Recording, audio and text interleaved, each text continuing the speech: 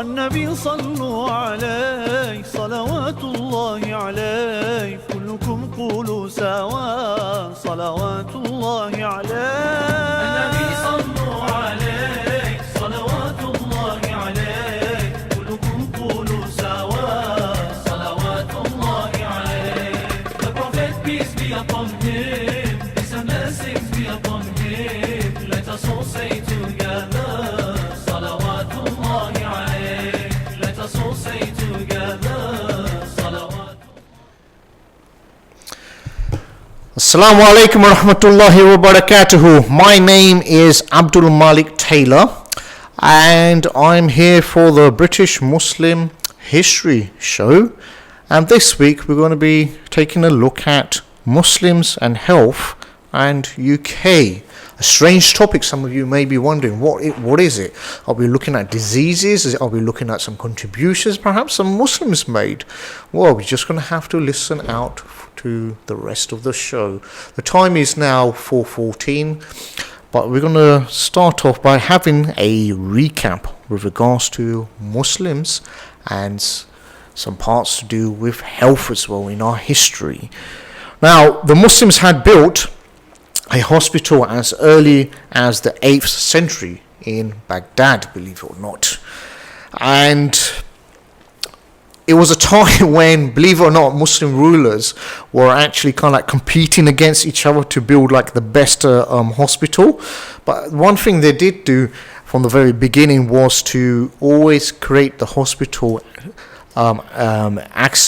give access to everybody, regardless of like who they were, what their background was, etc.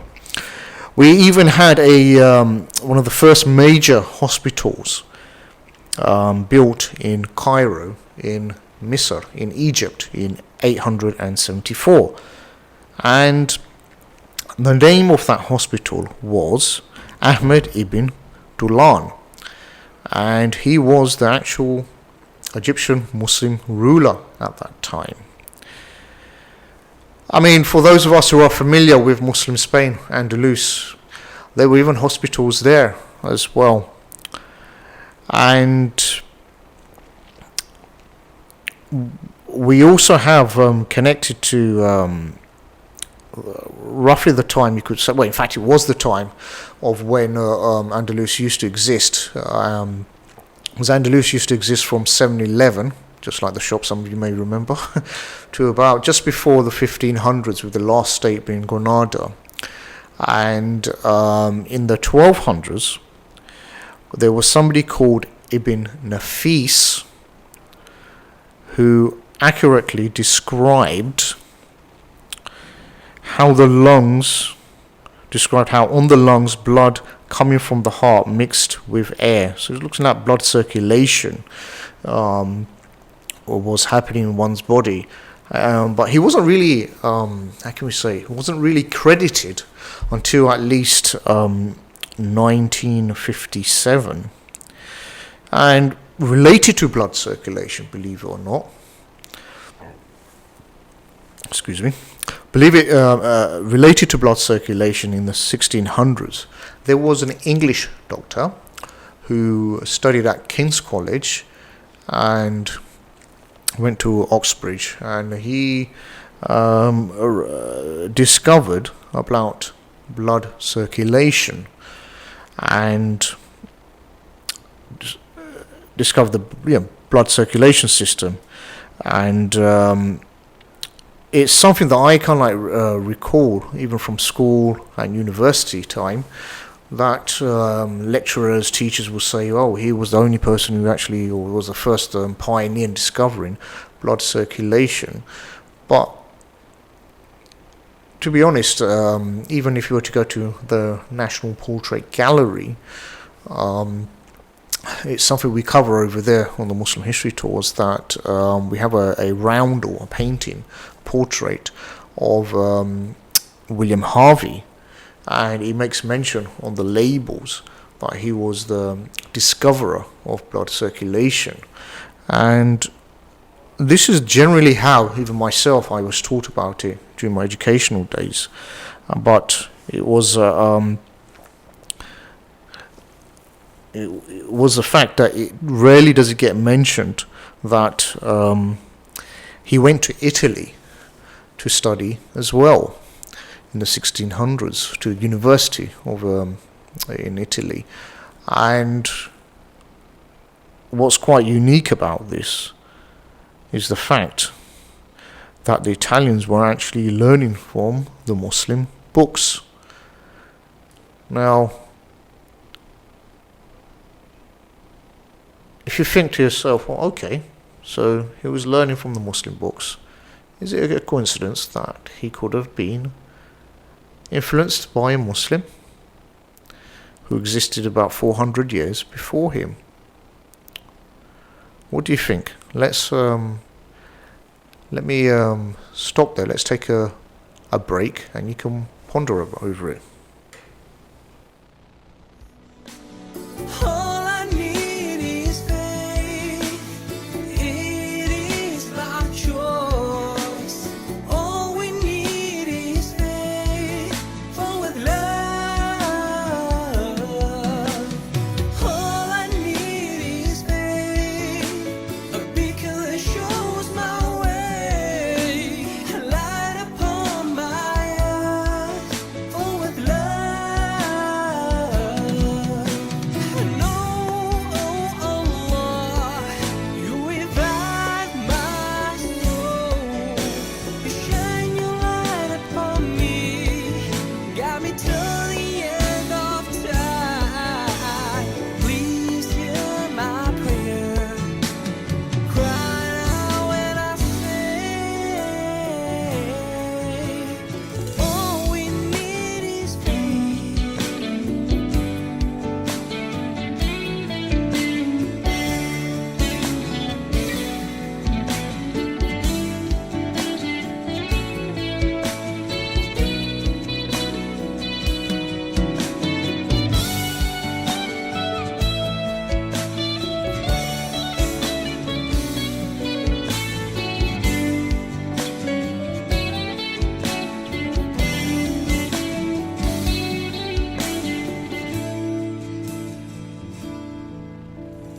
I don't know how to tell you.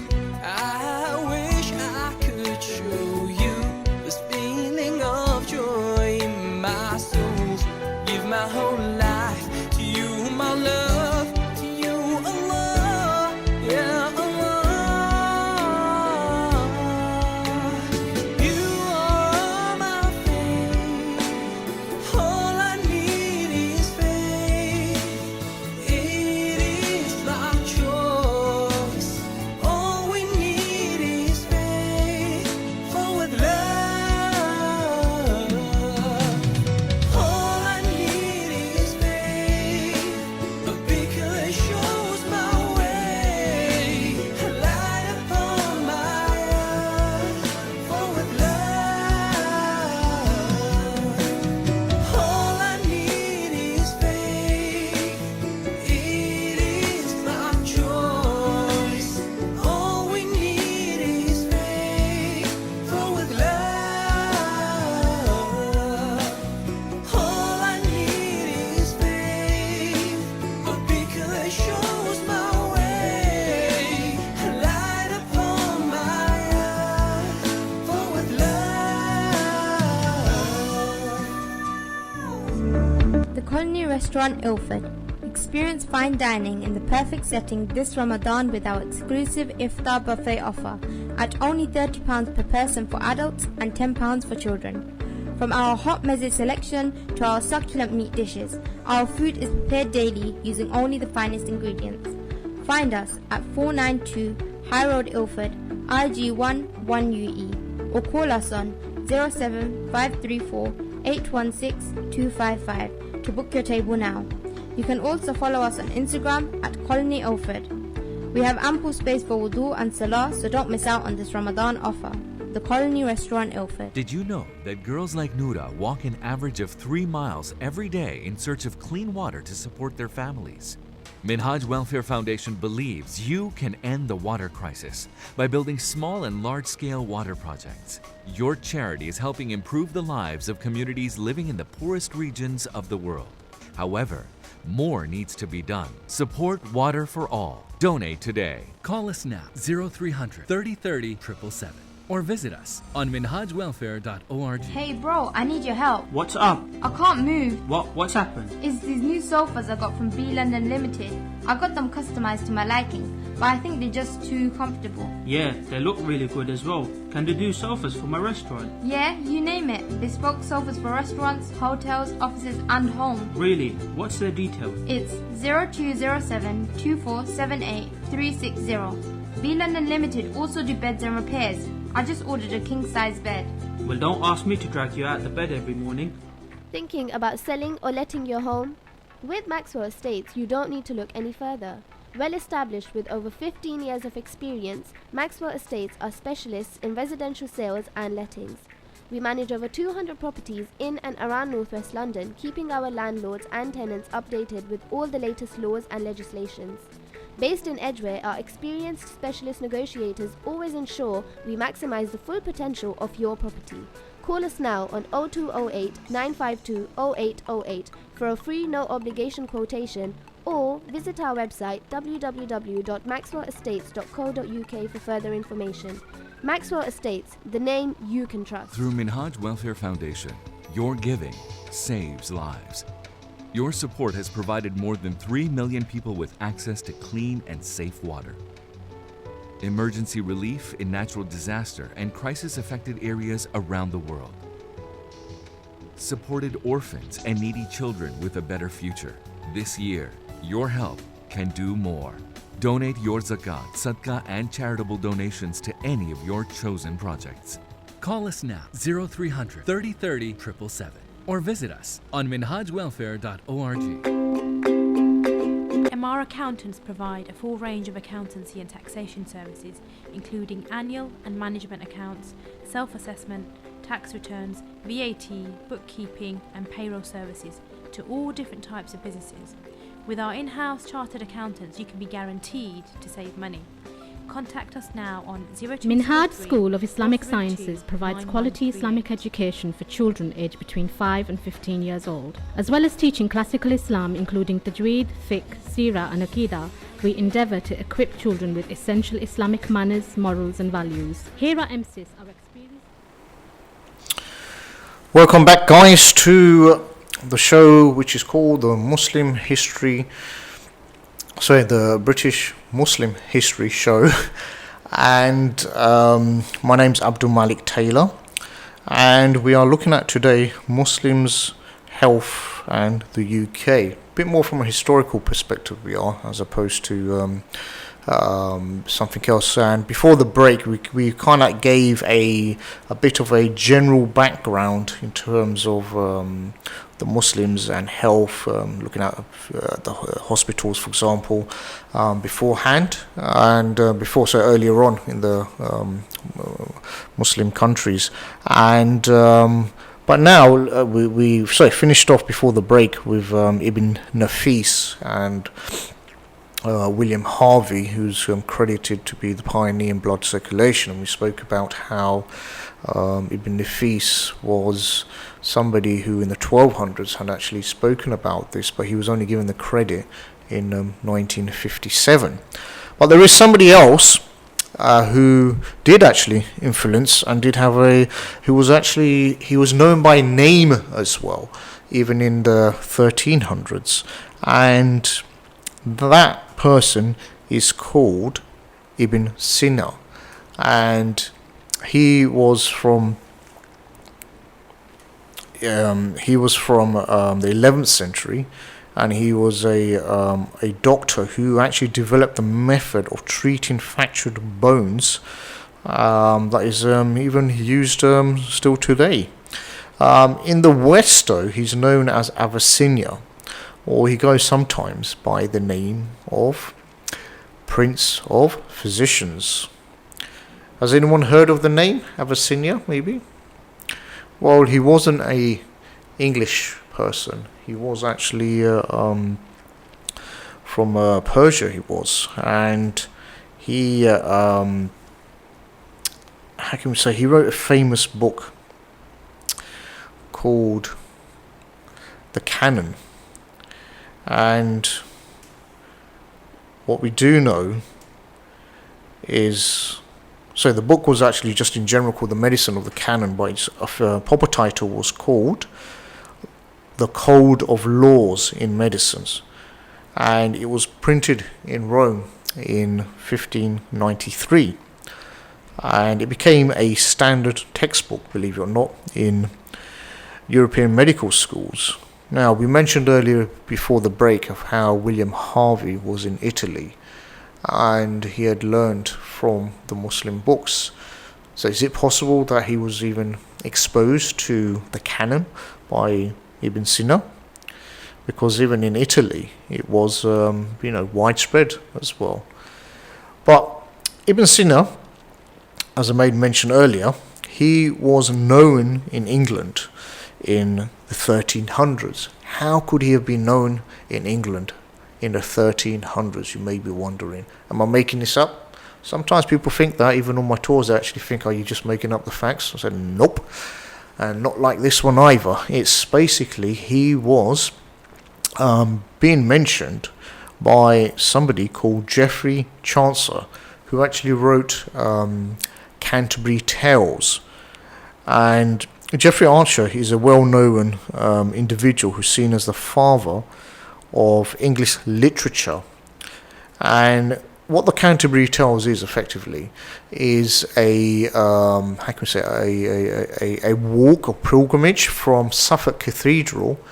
The group would actually, pilgrims would walk from Suffolk Cathedral all the way to Canterbury, where Thomas Becket was martyred in Christianity.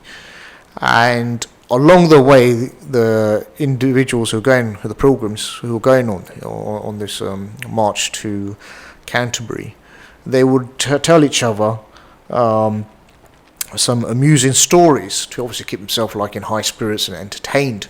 And they had about 30 different people they were mentioning in terms of their story. But one of the individuals they were mentioning was Ibn Sina. Now, who could imagine that? Like, his name was actually being said by Christian pilgrims who were leaving Suffolk Cathedral to head to Canterbury Cathedral. How does that make you feel if you were to actually hear that? Christian pilgrims mentioning the name Ibn Sina and coming up with like stories, etc., to keep each other in high spirits. I mean, believe it or not, he wasn't the only one with a Muslim sounding name. There was somebody else called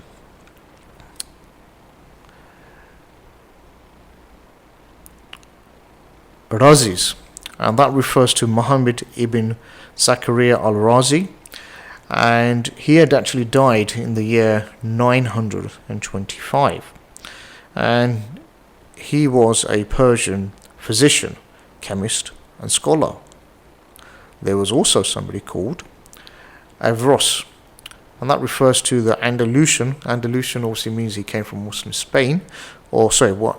The thing is, when we look at the term Andalusia, it doesn't mean just modern day Spain, because in the past it also included Portugal, half of France, as well as even parts of Switzerland as well, because there were parts of Switzerland which were actually ruled by Muslims, and Islam even came to Switzerland before reaching the Balkans as well, and that's not a lot of people know about that as well.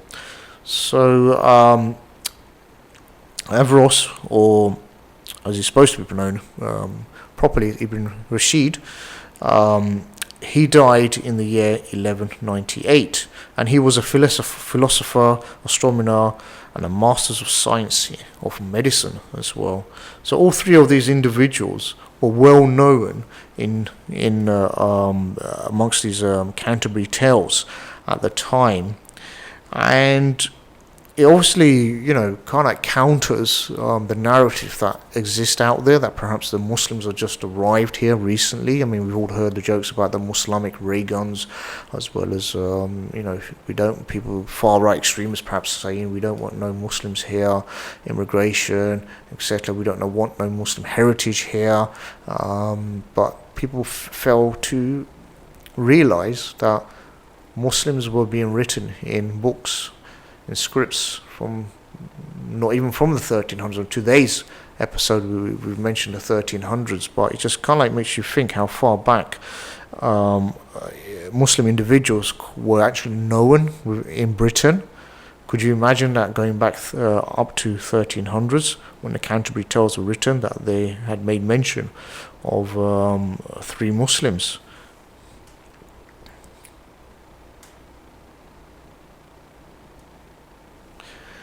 So that's a bit about the past, if you like, but we're going to move to the 1700s. But before we move to the 1700s or so, I'm going to take another short break. So see you shortly back after the break. You and I change the world. We are the same, with blood, with heart, with soul and love, with day. I'll reach for the stars. I'll pull for you. Shine it to you, you'll shine it to the world. You'll say, Salamun alaykum, Salamun alaykum, Salamun alaykum, Salam. Salamun alaykum, Salamun alaykum, Salamun alaykum, Salam.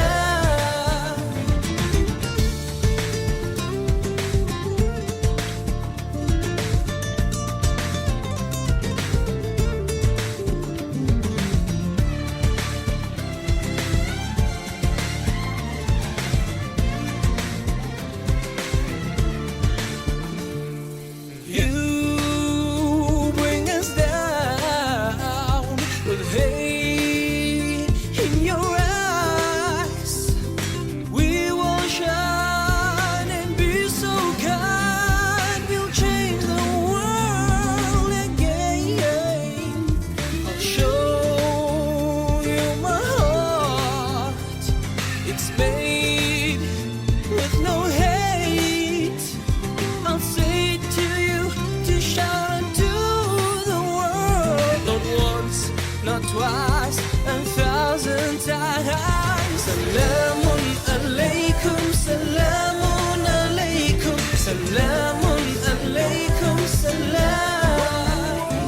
Salamun alaykum, Salamun alaykum, Salamun alaykum, Salam.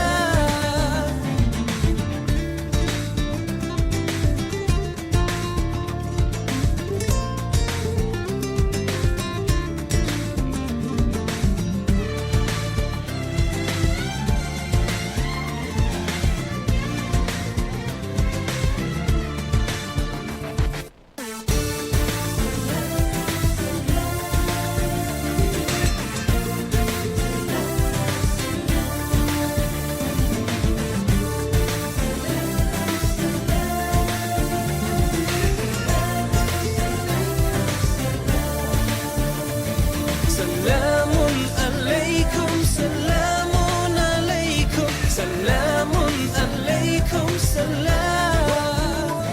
Salamun alaykum, Salamun alaykum, Salamun alaykum, Salam.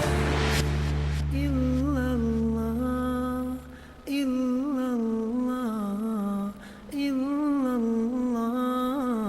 illallah, illallah, illallah, illallah, illallah. Sallallahu ala sayyidina, sallallahu ala rasulillah,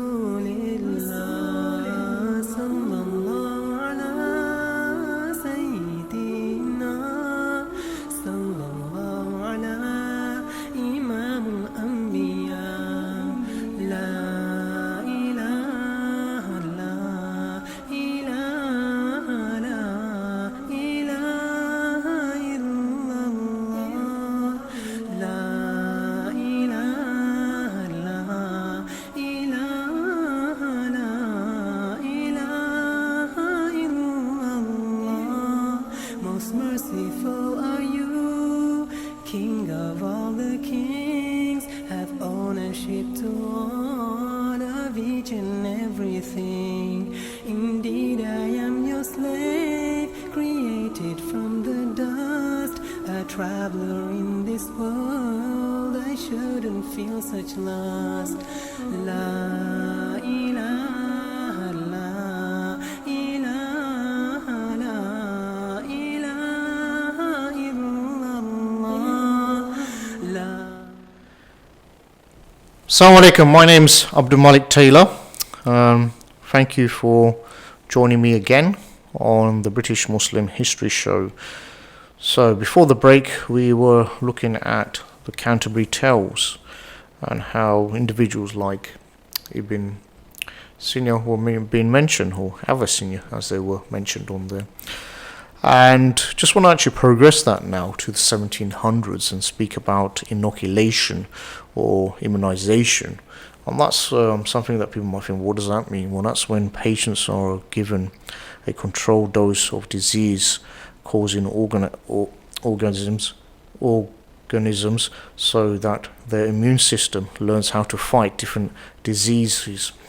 And normally you find in the West is that Edward Jenner is credited as the pioneer of vaccination, and Jenner himself used cowpox rather than smallpox itself to provide protection. He actually experimented on a child, if I remember correctly, by giving the child cowpox, and then it was followed by the inoculation. However, this practice of inoculation was well known in the Ottoman Empire, and it was well practiced within Turkey as well. And there was somebody who actually brought back the practice to UK and didn't have a easy time, shall we say. And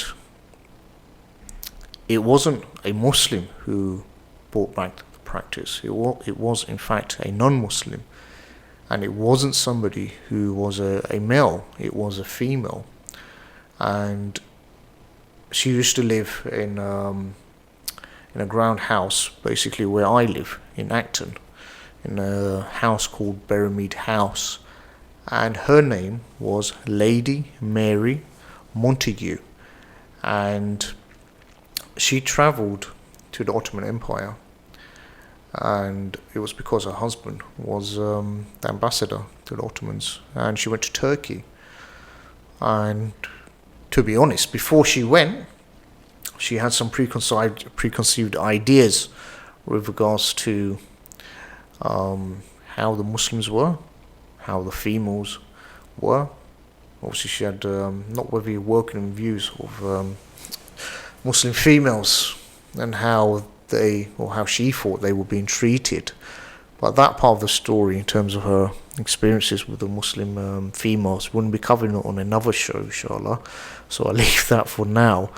But while she was over there, she actually realised that the Muslims had this practice called inoculation against smallpox, and she tried to introduce it to UK, and she faced stiff resistance, not only from the church, because the church actually believed that you should be naturally cured and you can't have no form of intervention, but you also had the medical profession, because the medical profession at that time is male dominated. So extremely challenging time it was for her to introduce it, and her son, who was known as Edward Montague, was the person who was the first English person to be given inoculation against smallpox, and it proved to be successful. And the early pioneers, or the people who it was experimented upon, were, believe it or not, people who were at Newgate Prison. Now, what does a prison hold? It holds prisoners, and they were experimented upon. So they were given smallpox and they had to make sure that none of them had it originally, although there is a part that says one of the prisoners did actually in fact have smallpox, so he did actually lie, but he got caught out. But so there was about 9 or 10 prisoners who were given smallpox, and then they were given an inoculation. I mean, they had a choice to take part in the trials of this as well, and they were given the choice. You could take part. If you get cured, you'll be set free. Another choice was, well, you can take part. If it's not successful, you die. Well, you're going to die anyway, so what difference does it make? So it proved to be successful, the outcome, and even members of the royal family actually took it up as well. And once that happened, it got sort of like accepted in England at that time in the 1700s. And what we also find at that time in the 1700s, we had ambassadors from Tripoli. They came to the Royal Society and they gave speeches there with regards to the benefits of inoculation, and even their notes, if you like, their lecture notes, are still kept in the archives of the Royal Society. And Royal Society is not too far away from Trafalgar Square, in almost near Green Park, and it's worth actually going down to actually take a look at them. But you can actually find, here's a bit of a secret, don't need to spend too much time or effort. Online you can come across a book that says Arabic Roots, but the word Arabic is spelt with a K as opposed to a C, because that's how it was known back then. And if you type in, Sheikh Google, or good old friend, and type it up, you should be able to get a PDF version online which speaks about the ambassadors who actually came. You should get a glimpse of the images of the letters that they still have. So that's even like, in the 1700s. This is like, there's a lot of people think, believe it or not, once we lost Muslim Spain, that's when we lost our contribution to science and civilization as well. Sometimes non-Muslims say that to us as well as Muslims have this mindset where we actually believe this. If you ask them the question, can you name something the Muslims have contributed to science? People are struggling to name something that the Muslims have done, contribute to science after the loss of Muslim Spain. So if I was to ask you guys, think about it. Can you name me one scientific contribution that the Muslims have done after, let's just use the year 1500, just makes it easy for people. What can you say? Inoculation against smallpox. Very few people know about it, and it is perhaps high time that the Muslim community start actually realizing there have been contributions after that time, except we don't learn our own history, and that's pretty sad. I mean, something else I would like to speak about is a chap who's called Frederick Akbar Muhammad.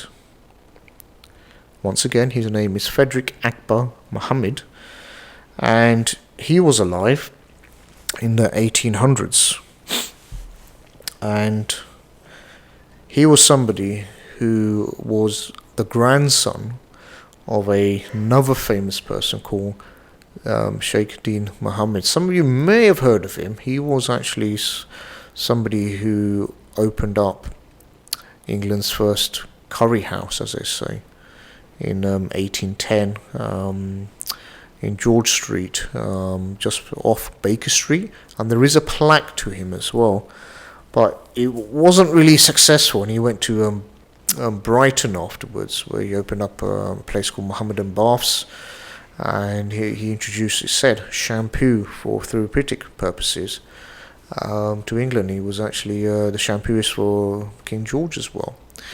But he as time goes by, he's obviously had a son, and he's had a son as well, his grandson, called Frederick Akbar Muhammad.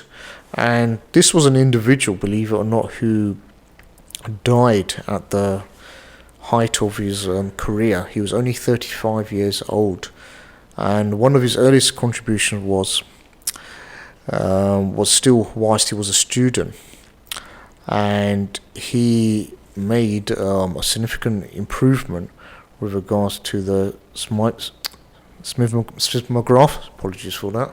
I am dyslexic, sometimes these words do get me, but I can just about pronounce it, So it's seismograph, and which is some of you may recall is actually a mechanical device used to measure blood pressure. So he actually done improvements to it as well. And I was speaking once to a friend of mine who's a doctor, and he says very much identical.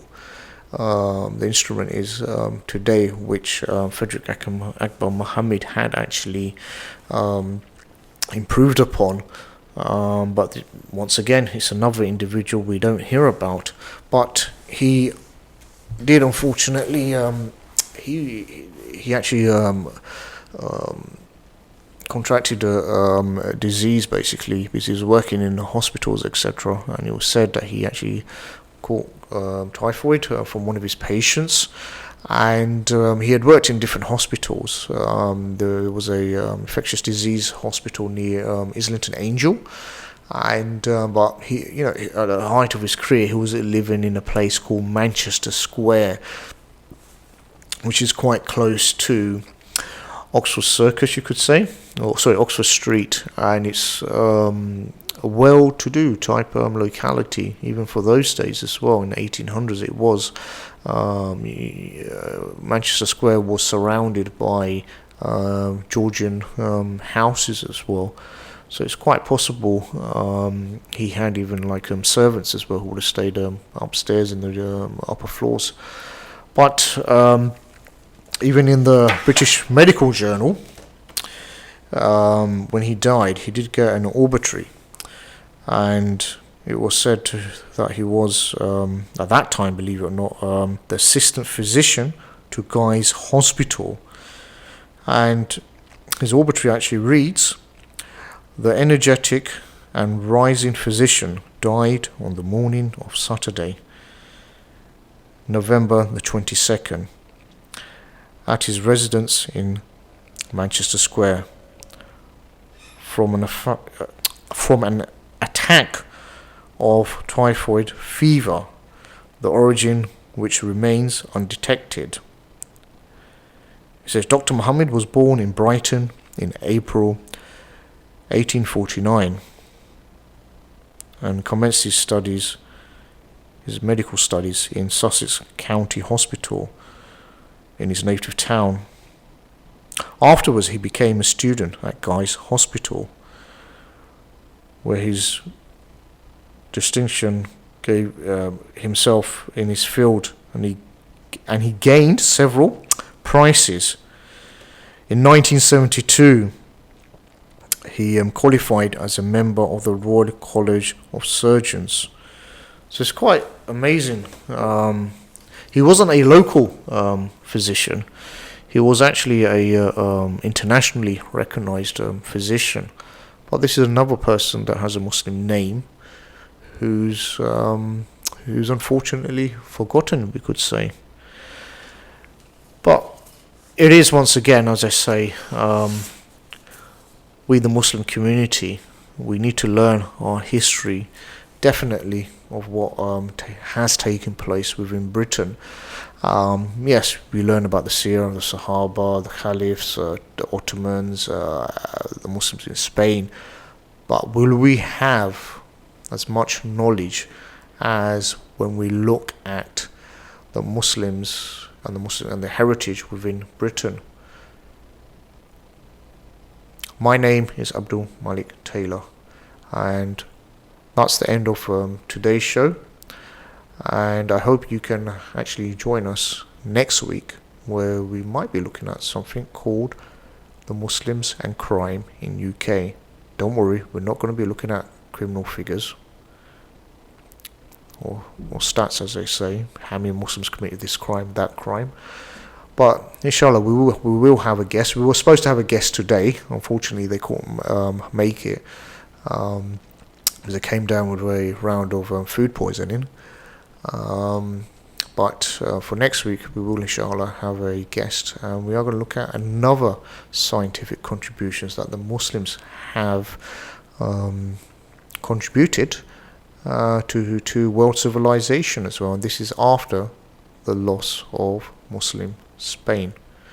So thank you for joining me for another session of the British Muslim History Show. I'll see you next week. Take care for now. Assalamu alaikum. Believes you can end the water crisis by building small and large-scale water projects. Your charity is helping improve the lives of communities living in the poorest regions of the world. However, more needs to be done. Support Water for All. Donate today. Call us now 0300 30 30 777 or visit us on minhajwelfare.org. Hey bro, I need your help. What's up? I can't move. What's happened? It's these new sofas I got from B London Limited. I got them customized to my liking, but I think they're just